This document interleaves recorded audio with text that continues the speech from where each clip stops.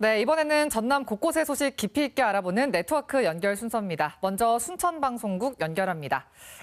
네, 황윤진 앵커, 전남 서부권은 구제역으로 가축 농가가 비상인데 전남 동부권에서는 산림당국이 비상이라고요? 네, 그렇습니다. 나뭇잎이 젓갈색으로 변하면서 고사하는 소나무 재선충병이 전남 동부권을 중심으로 빠르게 확산하고 있습니다. 확산 속도가 빨라 감염된 소나무를 베어내는 것도 한계에 이르고 있는데요. 산림당국은 방제선을 구축하고 수종 전환에 힘쓰고 있습니다. 보도에 손준수 기자입니다. 들녘과 맞닿은 야산 한쪽이 민둥산으로 변했습니다. 산비탈은 잘려나간 소나무 밑동만 남았습니다. 재선충병에 감염돼 죽은 소나무들을 베어낸 흔적입니다. 마을 주변으로도 젓갈색으로 변한 소나무가 눈에 띕니다. 3년 전부터 이게 나무가 지금 개선충이 와가지고 고사가 되는 거예요. 재선충병에 감염돼 죽은 소나무들입니다. 아파트 3층 높이 정도로 쌓여있을 정도로 이렇게 양이 많은데요. 전남에서 재선충병에 감염된 소나무의 92%는 전남 동부권에서 발생한 것으로 나타났습니다. 상대적으로 피해가 큰 경남 지역에서 유입된 것으로 분석되는데 감염된 나무가 3년 전에 비해 2배 이상 느는 등 확산 속도가 빨라지고 있습니다. 산림당국은 지리산과 무등산 등으로 재선충병이 확산되는 걸 막기 위해 순천에 방어선을 구축한 상황.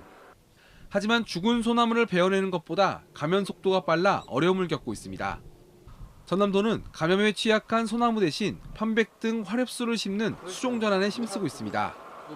지난해 10월부터 축구장 87개 면적에 달하는 소나무 군락지 67헥타르에 편백을 심기 시작했습니다. 유실수라든지 여러 가지 다양한 수종을 심을 수가 있습니다. 그래서 산주분들은 행정기관에서 소나무 재선충 방제에 있어서 도움을 청할 때 적극적으로 참여해 주시면 좋을 것 같습니다. 최근 기후변화로 재선충병을 옮기는 북방수염 하늘소 등 매개곤충의 활동이 빨라진 것도 소나무 재선충병 확산의 원인으로 꼽히면서 전남도는 드론 등을 이용한 방제에도 힘을 쏟겠다는 계획입니다. KBS 뉴스 손준수입니다.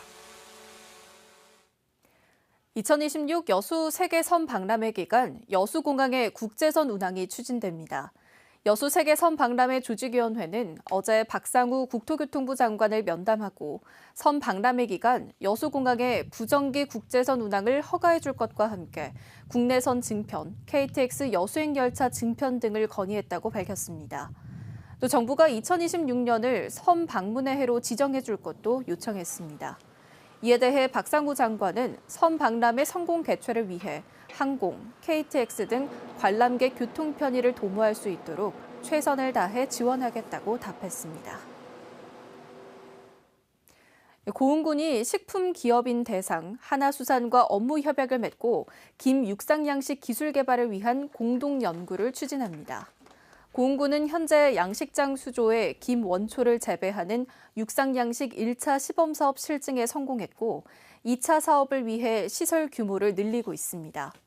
고흥군은 해양수산부가 주관하는 우량 김 종자 생산과 육상양식 기술 개발 사업 공모에 신청했으며 해당 사업은 5년간 국비 350억 원을 받을 수 있고 다음 달 사업자가 최종 선정됩니다. 지난해 순천의 달빛 어린이병원 이용자가 5만 명이 넘는 것으로 나타났습니다. 순천시는 지난해 관내 3곳의 달빛 어린이병원 이용자가 하루 평균 평일 54명, 휴일과 공휴일 236명 등 모두 5만 1,294명으로 집계됐다고 밝혔습니다. 지역별로는 순천 시민이 67%를 차지했으며 여수와 광양 등 타 지역 이용자도 33%를 차지했습니다. 순천시는 올 하반기 안으로 24시간 소아응급실을 운영하는 것은 물론 아동 전용 구급차도 도입할 예정입니다. 지금까지 순천에서 전해드렸습니다.